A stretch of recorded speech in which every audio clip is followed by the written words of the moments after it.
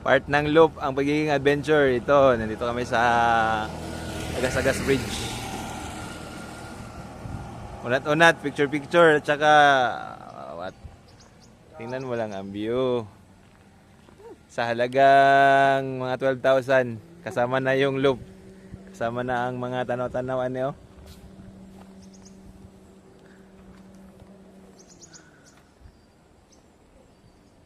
Yay!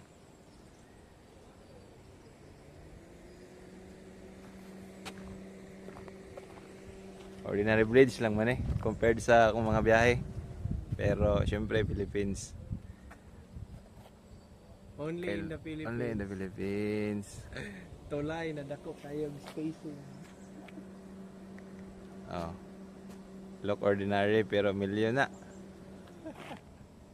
Ang bukid oh.